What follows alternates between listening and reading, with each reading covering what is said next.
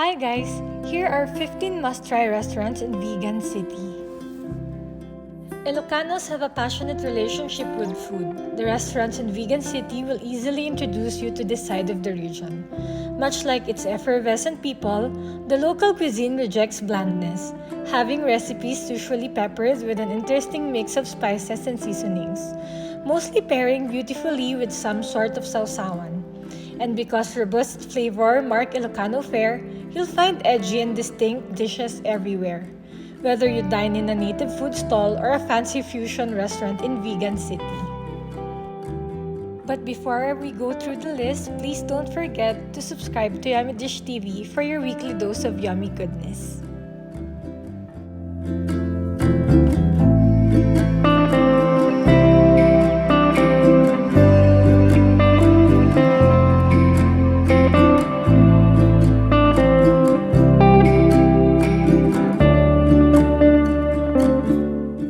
Number 1. First Sinanglawan. Tara, magsinanglao tayo is the Ilocano family's version of I love you, a sour variety of pinapaitan. Sinanglao is a local staple made of beef innards and flavored with kamyas and bile. Locals enjoy having breakfast or lunch at First Sinanglawan, so expect long queues even early in the morning. If you are a big eater, you can indulge in 3 cups of rice with just 1 order of sinanglao. Sabaw pa lang, ulam na. And here's an insider tip. Flavor your sinanglao with sukang Iloco, pespes, and sliced onions. Bottles and plates of each are available on every table.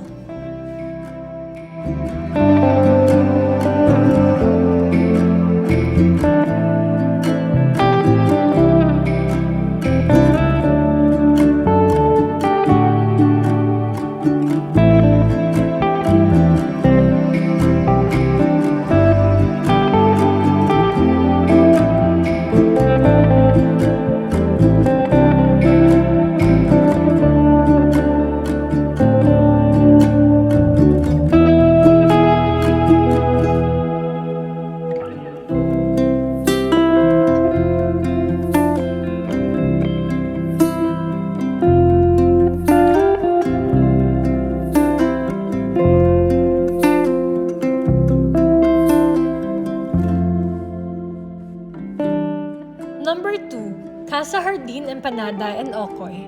What once started as a humble carinderia has now turned into one of Vigan's most talked about restaurants.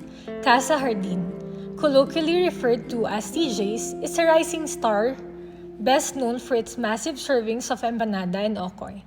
The former is a deep-fried pastry stuffed with vegan longanisa, egg, and grated papaya or bean sprouts.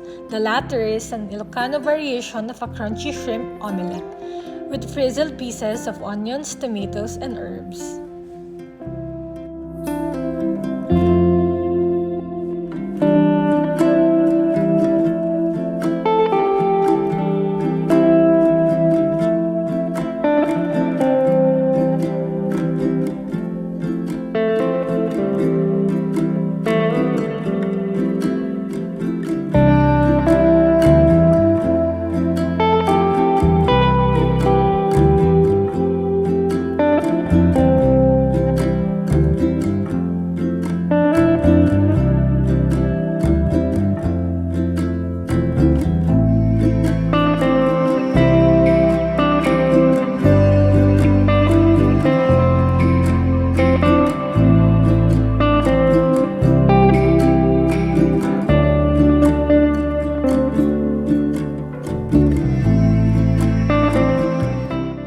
Number 3. Hidden Garden. Lilong and Lilang, aka The Hidden Garden, is one of the best-kept secret restaurants in Vigan City. Tucked behind bamboo walls, the destination welcomes tourists through floral archways, leading them into a vast dining area surrounded by a makeshift tropical forest. Despite its impressive ambience, Hidden Garden offers delicious food for reasonable prices. Its best sellers include bagnet lomo-lomo, longanisa poki-poki, sinanglao, dinengdeng, and chicken inasal.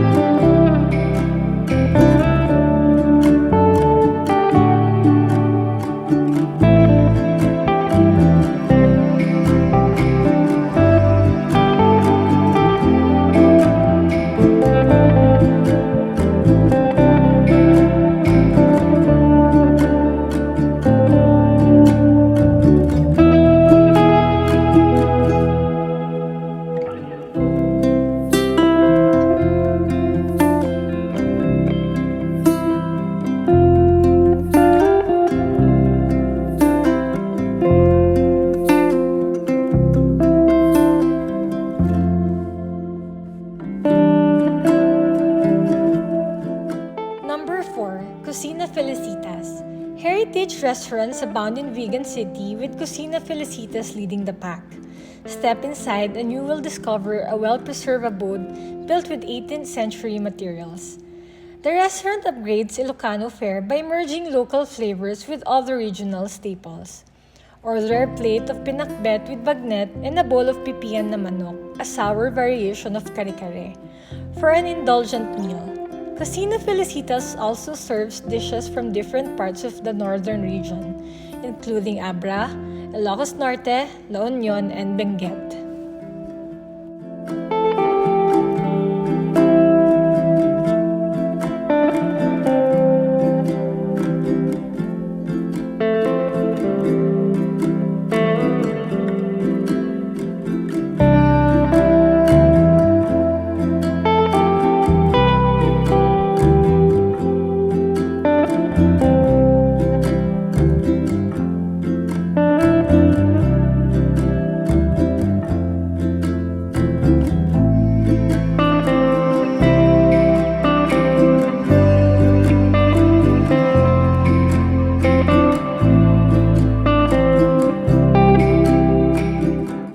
Number 5.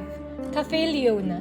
If you want a quirky food experience, head to Cafe Leona, a restaurant in Calle Crisologo that fuses Ilocano flavors with Italian and Japanese recipes.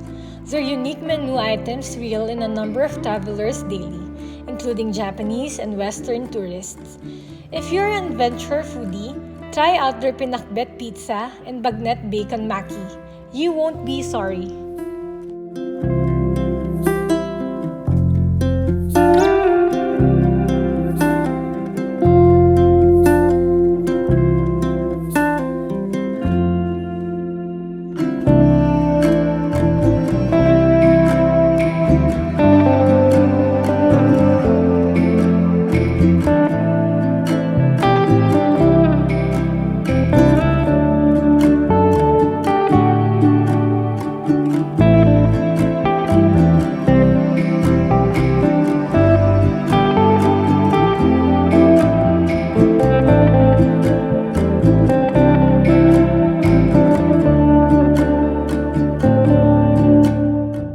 Number 6. Coffee Break.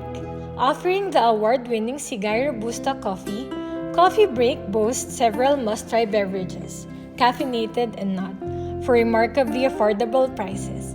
Most of their espresso-based drinks are available for under 100 pesos.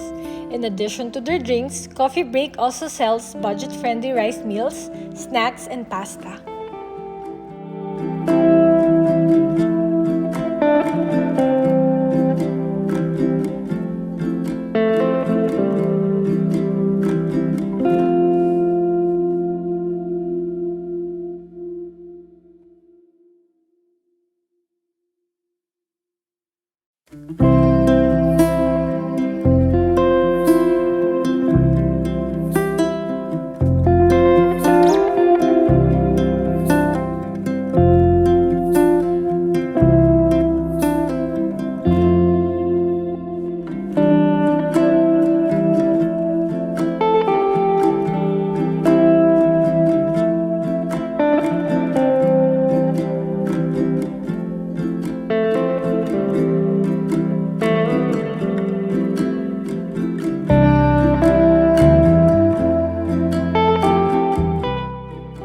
Strolling along Calle Crisologo with a travel buddy who isn't as eager to grab another bite of bagnet, stop over at 1995 Studio Cafe first. This coffee shop is quite popular among local students for its chicken wings and filling rice meals. Of course, you can still get your fill of Ilocano goodness here. You can't go wrong with their Ilocano platter. So if you're craving both local cuisine and a glass of milk tea, no judgment, this restaurant in Vigan offers the best compromise.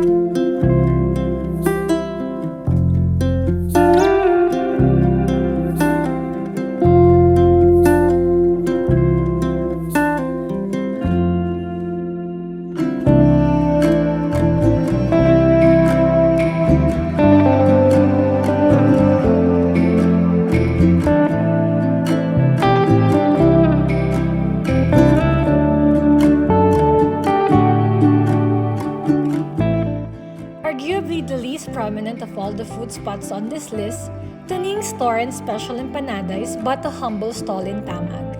It serves batak empanada and abra miki. Perfect if you're searching for a wider variety of Ilocano food. Students adore this empanada hub so much that they've found comfort in this particular brand of crispy pastry. If you're heading to Baluarte, Tuning's is the perfect place to grab a quick and easy snack.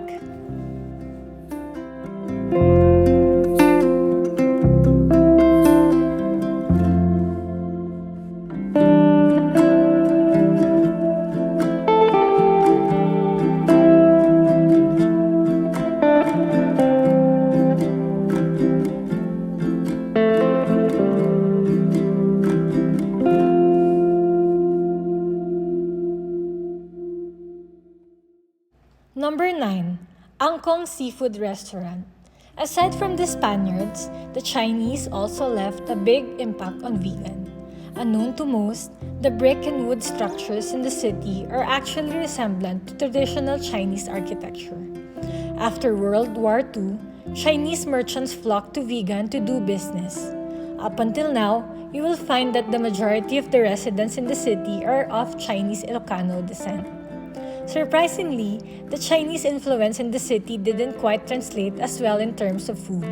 Angkong Seafood Restaurant claims to be the only restaurant in Vigan, in Ilocos Sur, that serves authentic Chinese food. Plus, the meals are all affordable, or as we like to say, Ilocano friendly.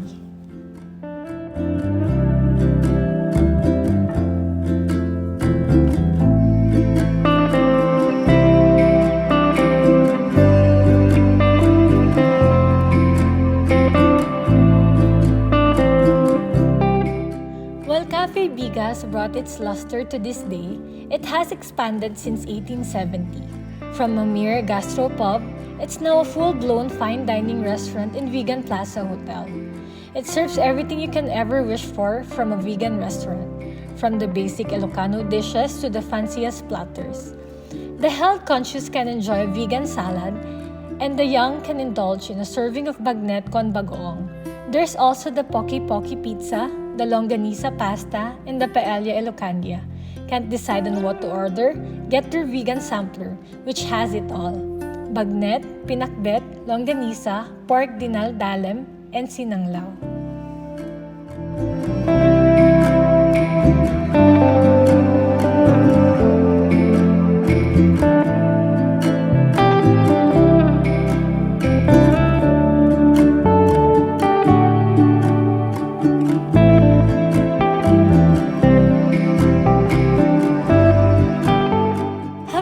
Experience waking up in the middle of the night, hungry for some local delicacies? You're not alone. If ever you're wondering where to eat in Vigan City at the most random times, just head over to Kubuville. This open-air restaurant serves Ilocano meals 24/7, and while its ambience embraces the beautiful Filipino design, it serves sulit and masa-friendly meals.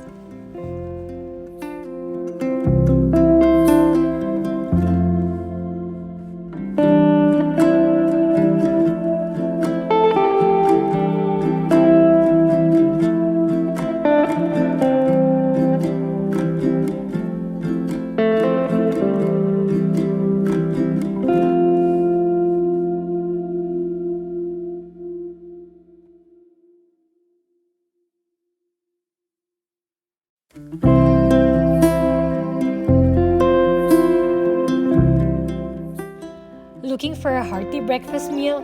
Cafe Uno is a popular restaurant in Vigan that serves all kinds of silogs, from tapa Ilocano to danggit, for cheap prices. It's a pretty straightforward cafe, perfect for slow and sleepy mornings as much as for intimate late-night conversations. If you're up for an adventure, you can also go ahead and order the exotic adobo, nga abuos, mountain ant eggs, or tokak, deep-fried prawns.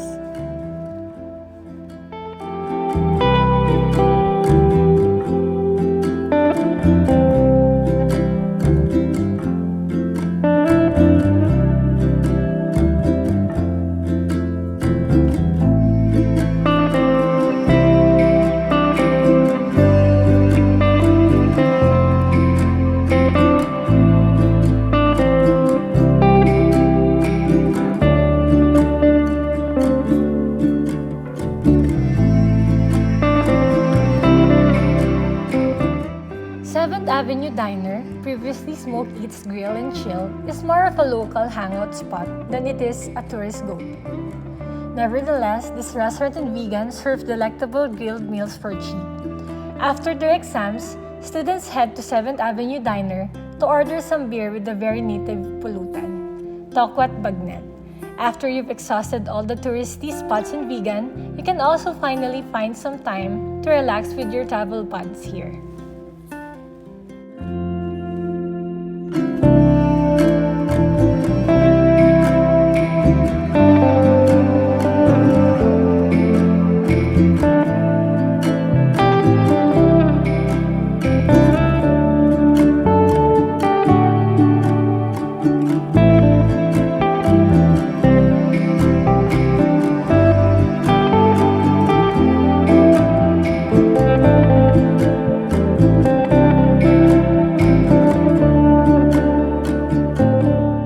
Wondering where to eat in Vigan City when you're looking for something a little fancier and family-friendly?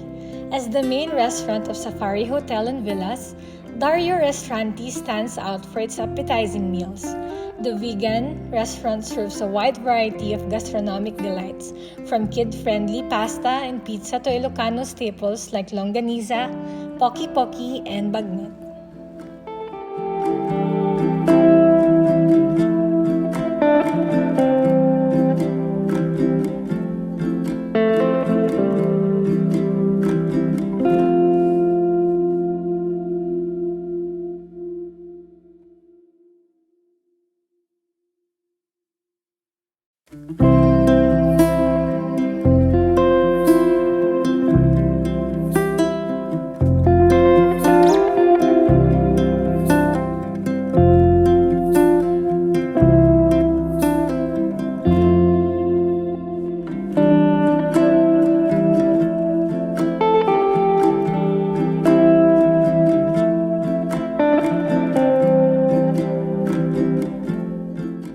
Indeed, Vigan City has its glamorous side, but if you're a traveler searching for where to eat in Vigan when you are on a budget, you can trust Tessie's restaurant to satisfy your cravings. At this two-story Carinderia-style eatery, you can expect to enjoy silog and budget meals that will only cost you 50 pesos to 150 pesos. Tessie's is best known for its huge, tasty, and affordable siopaw and its lomi dish with kimchi.